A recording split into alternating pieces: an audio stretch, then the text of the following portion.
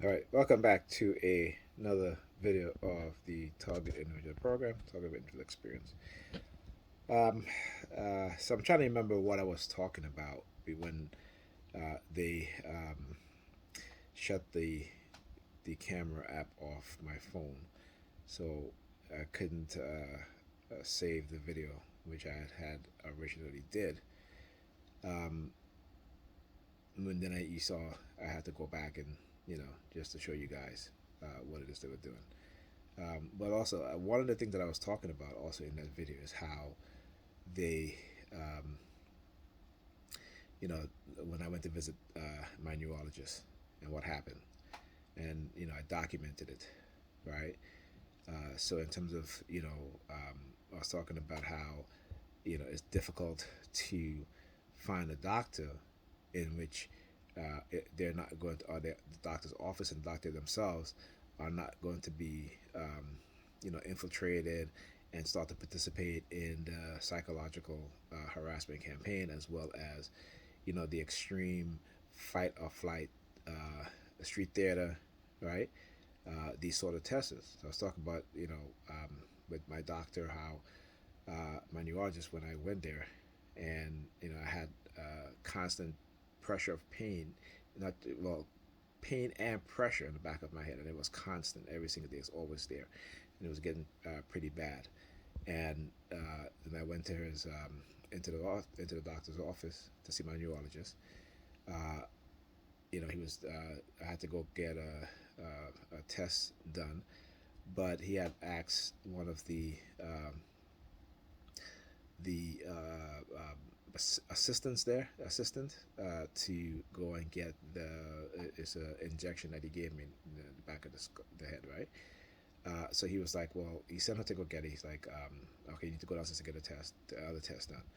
And that what they did is that what the assistant did is put the needle with the medicine in it on the counter, not on the counter, on the desk with the doors open, and then they had people walking back and forth, and they were engaging in the psychological street theater, the psychological harassment, right, to try to exhibit the fight or flight. And I talk about how that when a situation like that, you know, I decided that what, I wasn't going to, even though I was feeling like leaving, I wasn't going to do that. And I was saying to myself, well, I had documented earlier what was happening here, so if anything happened, at least people know what it is that they did, right? And so again, they just left the um, the syringe, right, on the desk, and it was a pretty big needle. It was one of those, you see those needles that where it has the double hole to put your fingers through, and it's a thicker needle. Even though it's very thin, it was a thicker needle, right? And how when I went back upstairs, uh, and he gave me the injection, how he pushed that needle so far that I heard my skull crack. It was like a crack in my skull, all right? And so that's I have not been back there since. I have a prescription which will probably run out probably in the next month or two. But just trying to it's hard because you know they're going to start engaging in this shit, right? And so it's I can go back to my other doctor, but um, I'll be there all day, all right? And I'm usually there all night, because his office is quite busy. And so when I found this facility, I was like, okay, they got everything there. I don't got to go through this and that, run through here. You know what I'm saying?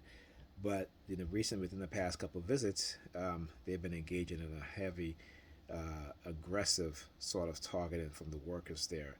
The people at the front desk, engaging in this psychological manipulation, psychological terror campaign. This torture campaign. And so I mean, you guys see earlier in my videos what it is that they do, right? This aggressive type of targeting. To I have to come home and then start to feel that pressure in my head with the headaches again. So like I said, for the past couple of nights, I've been taking my Suritryptin because, especially last night when I touched the top of my head, I was in so much pain. Okay, and there's something that they continue to do, and it's torture. It really is. It really is. And so you guys hear my rant about, and I really mean it. That here in the United States, this is what they do. Okay, this is nothing new, but they portray to the world that they don't do this, and will condemn other countries for doing the same thing that they're doing, right? And because again, they use various tactics and methods to silence us. Because you have to understand the personality of the people who are operating within these agencies and those within the U.S. government. Okay, this is what they do, and claim it, and causing you injury, and then using your disability, or the threat of taking away your disability because they made you disabled. They disabled you, right? And then using the threat of taking away your disability in order to silence you. Okay, that's the criminal mindset. That's the retaliatory mindset. And they said, the people of a country will reflect the mindset of those who are leading them.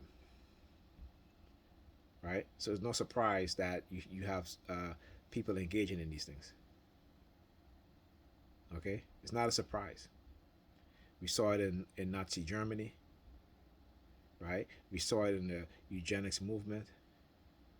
We saw it in the Jim Crow era, and it's still happening today. But what they've done is they've created systems of control, not just political control, but psychological control. They've created technology for psychological control. Okay, and this is what we have to understand. So when I talk about that, we must remove these dark triads from positions of power and positions of authority. We have to do that.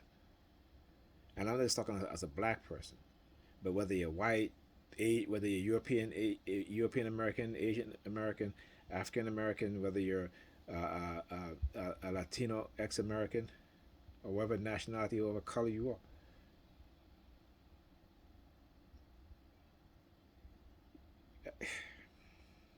Anyway, it's been a pretty rough day. And then on top of that, speaking to my kid's mother, who she's like, I don't know what's wrong with Alyssa, and I keep telling her, I said, what you have done, you have disassociated yourself from your daughter, from your kid, from your children.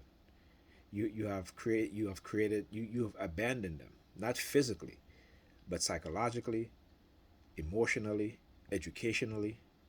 You've abandoned them because you want to go on your own selfish needs of always wanting to have fun.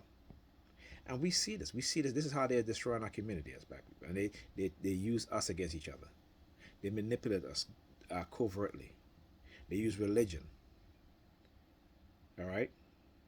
But yet we fail to understand as a people what's going on. Even though we see it in front of our faces. They show us time and time again. Okay? But yet we refuse to open our third eye and wake up. We refuse to see the truth. And those of us that sees it, they try to control us. Those of us that they feel are a threat, they manipulate us. They do things covertly. They try to set us up. They try to manipulate us in order to control us. And when we refuse, okay, the few of us that do, because the vast majority just go along. Why? Because of money. Okay? Because they rather live comfortably. Right? As long as they're living comfortably, they don't give a damn about anybody else. And I'm not like that. I cannot live comfortably while the majority of our people, all right, are being manipulated, are being destroyed. There are those of us who, because we feel we're in a certain income tax bracket, that we feel that we're different from the rest of us. Our very own black people, very own, I should say, European people. Separating themselves again, the condition, the psychological condition, right, of this separation, okay, this disassociation from your community, from your people, from each other, right? Whenever time I look at a picture of a beautiful black family, they'll use the police siren, right? When I'm posting a post on Facebook about brilliant black children, they use the sirens.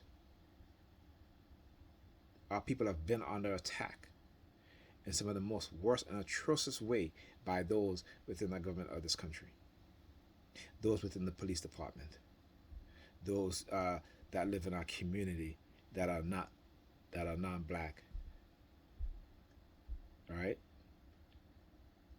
and they perpetuate violence in us in every single way. Many of us don't even think that gentrification is a form of violence. It is a form of violence because they have displaced millions of black people, driven them from the neighborhood that they grew up in. And those who are able to afford to stay, you know, feel happy and excited to have the very same people that's looking to destroy them so they can sit at a Starbucks or they can go to a Crunch gym. They're always asking us to change. When are they going to change? Anyway, I'll talk to you guys in the next video.